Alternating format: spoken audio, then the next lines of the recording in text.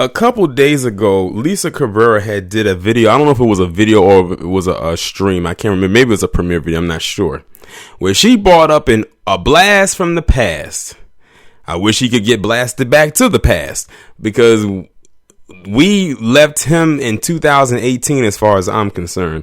And this is a guy right here that myself, Lisa Cabrera, and especially True Royal Family have stayed on top of for the little bit of time that he's been around, and just been nothing more than a nuisance the entire time he's been here. And that is none other than former Sheriff David Clarke, aka, as I call him, the Oreo, and he has more than qualified for that title. So Ashton Lewis sent me this article. Basically, so if you've seen Lisa Cabrera's video, this is basically the same thing that she talked about in her video that I'm about to talk about here. He basically is telling people in the midst of the Wuhan to go out into, he's telling people to go out into the streets amidst this Wuhan that we're dealing with right now, and just basically encouraging them to go out there and have the time of their lives. He's basically underplaying what is going on. He probably doesn't take it seriously whatsoever. And let me be real here. The only reason the Oreo is saying this is because he's trying to get himself back out there. Remember, I have not talked about David Clarke on my channel in probably well over a year. I can't remember the last time before today that I actually made a video talking about this guy. I can't remember what it was on, to be quite honest, because it's been that long. But he's telling them to go out there and to have the time of their lives. And then after he does that, he puts Twitter on blast. I'm guessing the official Twitter account or the Twitter platform, and calls them bullies because, excuse me, he says that they were deleting his tweets, and that's why he called them bullies. Of course they were going to delete your tweets. You're putting out something that's counter to what everyone else is putting out there, especially mainstream media. Like, this guy really thinks he's bigger than what he is. This is the same man that was hanging off of 45's hair on his nutsack, trying to get a position in the Oval Office or somewhere on 1600 Pennsylvania Avenue. I'm just glad it didn't happen, because I couldn't bear to know that man was in that much close proximity to me. I wouldn't even want him to be in West Virginia. That's still too close to me. Hell, I wouldn't want him to be in New York. That's still too close to me. Let his ass stay out in Milwaukee. But I can see why they wanted to get rid of him. And I can see why he tried to get away as well. But this guy has so much dirt to his name, he might as well be Pigpen from Charlie Brown, from Peanuts. That's how filthy he is. That's how dirty he is. As True Royal Family says, he is rotten to the core. Now I'm going to go ahead and read this article coming from Atlanta Black Star. Former Milwaukee County Sheriff, and I'm glad they said former, because some outlets still refer to him as if he is still the goddamn sheriff, and he's not. Former Milwaukee County Sheriff David Clarke says he's done with Twitter and his quote-unquote conservative speech control. Clarke, one of 45's most vocal supporters, threatened to leave the social media platform after it deleted several of his tweets that spread misinformation about the novel Wuhan, and questioned if the outbreak was even real at all. On Sunday, March 15th, the ex-sheriff fired off several tweets attacking local ordinances aimed at slowing the spread of the highly contagious disease. Cities across the United States have put measures in place ordering bars and restaurants to close amid the crisis. Clarke urged businesses to keep their doors open, however, arguing the precautions were an orchestrated attempt to destroy capitalism. You know what? Oreo Clarke, why don't you go out into the streets and you go into a lot of these contaminated areas where people are, quote unquote, sick from this disease, and you come back from a distance though, and you let us know how you feel. But I bet you he won't do it. That's the thing. Oreo Clarke is telling these people to go out into the streets and run around and have the time of their lives. But I bet you any amount of money, he would not go and do that himself. I know he wouldn't. So Oreo Clark, why don't you show us how it's done? Why don't you go and lead by example? Because everyone knows you are not meant to lead a damn thing. I wouldn't even have you lead an army of ants. He wrote in a now deleted tweet, first sports, then schools, and finally commercial businesses. Time to rise up and push back. Because he's always talking about some damn anarchy. He loves saying anarchy, but I don't know if he says it here. Bars and restaurants should defy order. Anarchy. Let people decide if they want to go out.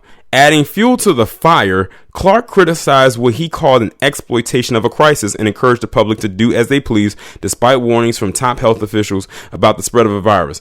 But you want to know what's so crazy? Let's say, for instance, that the Oreo has a point.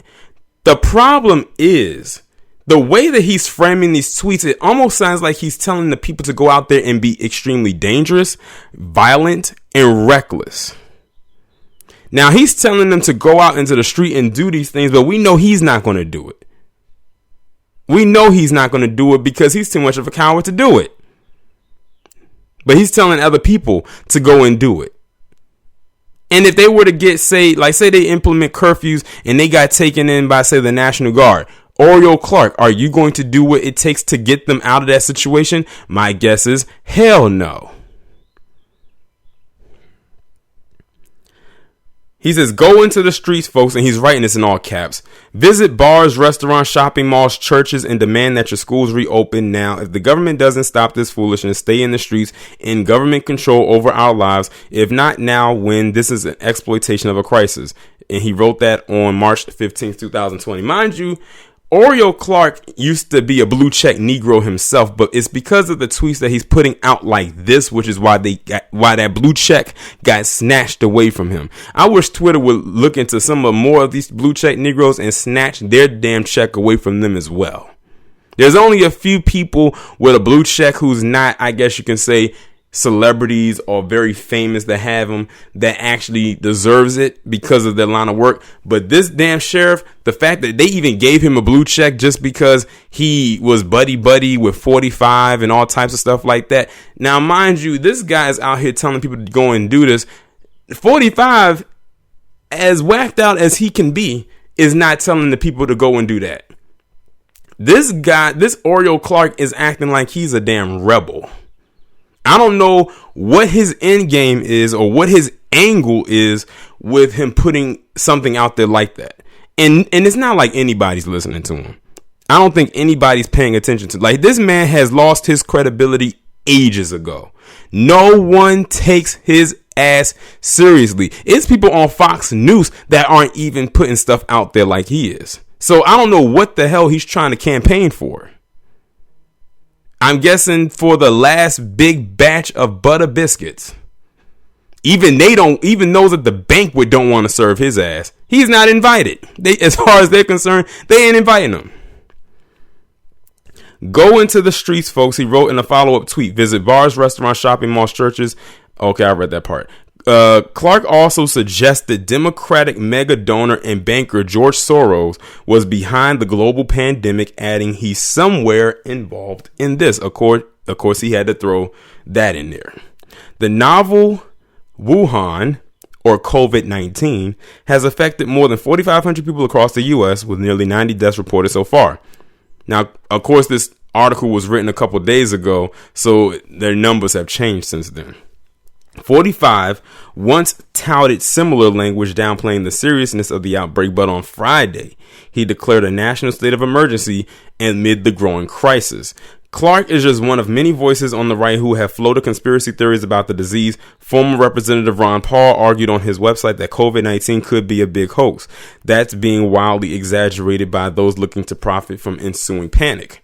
Fox Business host Trish Reagan has made comments dismissing the Wuhan as a ploy by the Dems to impeach 45 again. Reagan is now unlikely to return to on-air programming after the network put her on hiatus following those comments. But in that case, I hope more of those fools over there continue to say some stuff about that, even if they are, let's say hypothetically that they are correct. Let them continue talking, because they have been saying some stuff in the past that has been very shady and very shaky, real shitty.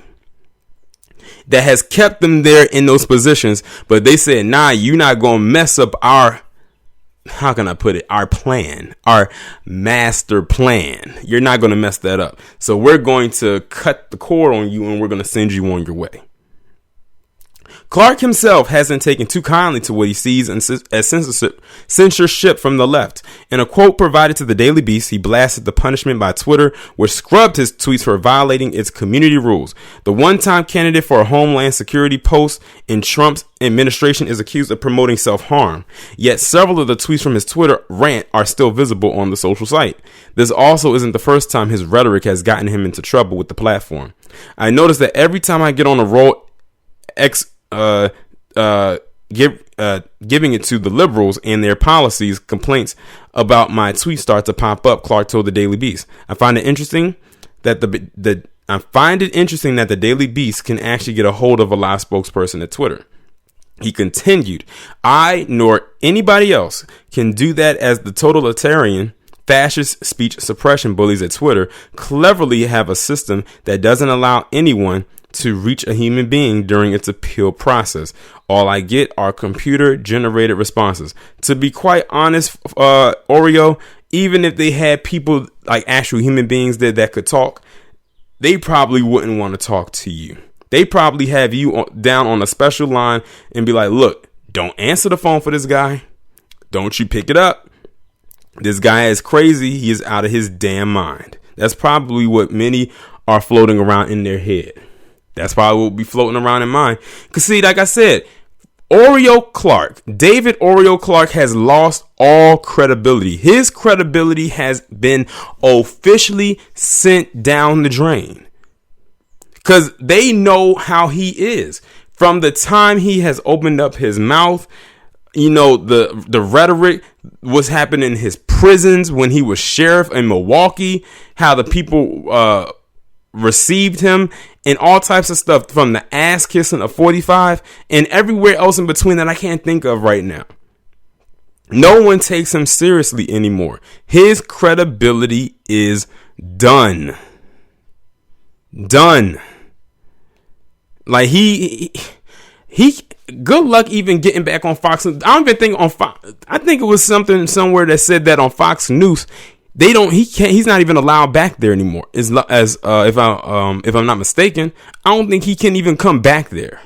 I think he was banned from going on there because of the rhetoric he would always spew. No one likes him. He has no redeemable qualities whatsoever. And somewhere along the way, he must have pissed off the wrong you know who. It begins with a J and rhymes with the word who. And when that happens, it's curtains. I don't feel any type of way towards, I feel absolutely nothing for this guy at all. I really don't. Like I said, he's just grasping for straws. He's just grasping for attention at this point. And that's the only reason I believe he put those tweets out there. So it's like, okay, who are you trying to reach here? But like I said, for all intents and purposes, he could be right about what he says. But because it's coming from him, out of his mouth, no one receives it well. Because people know what type of person he is. Y'all let me know what you think about this down in the comments. Like, share, subscribe. Make sure you follow me on Twitter if you haven't done so already. Have your notifications turned on. And I'll talk to you in the next one.